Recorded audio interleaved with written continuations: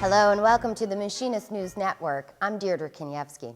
The last few decades have dramatically changed America's industrial landscape. The automotive field is no stranger to this new world. The challenge for the IAM is to harness this power by thinking outside of the box.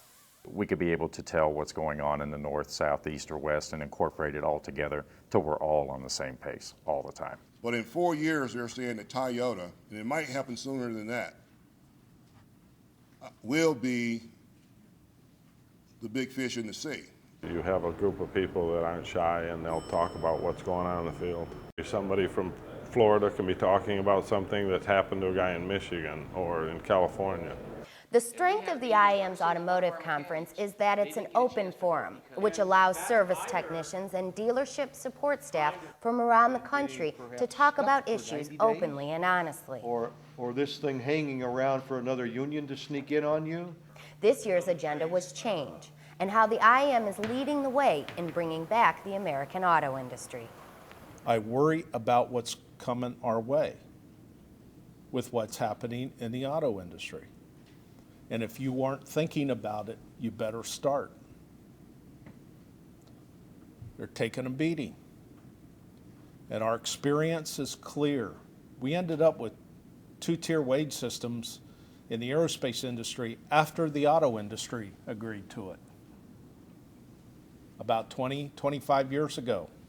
According to recent statistics, the big three of the auto world, Ford, General Motors, and Chrysler, are barely in the top 5, and that doesn't look like it's going to change anytime soon.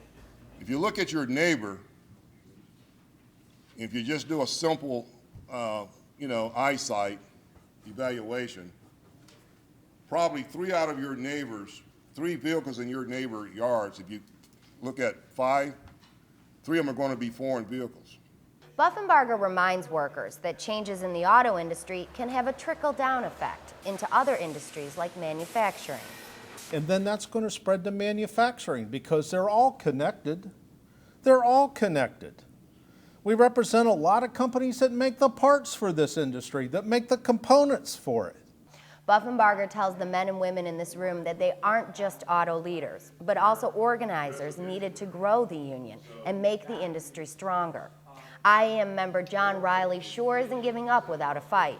He knows what life is like without a union job. That is a non-union job I left. It was $265 a week for my wife and I to have medical insurance, which is a lot of money. It's almost $13,000, $14,000 a year.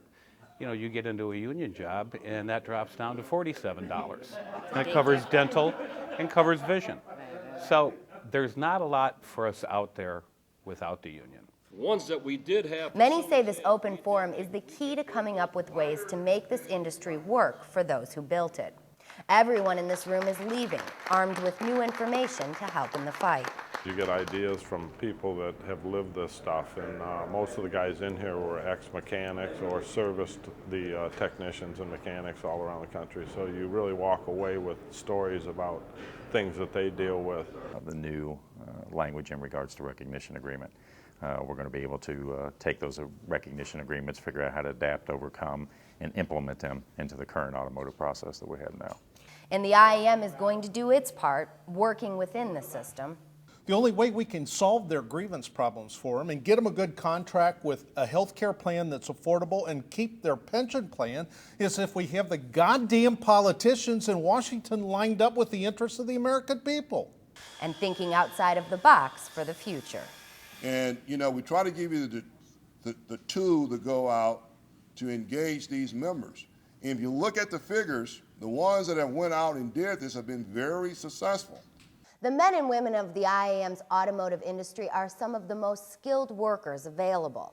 And while the industry teeters on change, the IAM is focused on securing the health care and retirement of the working men and women of this industry.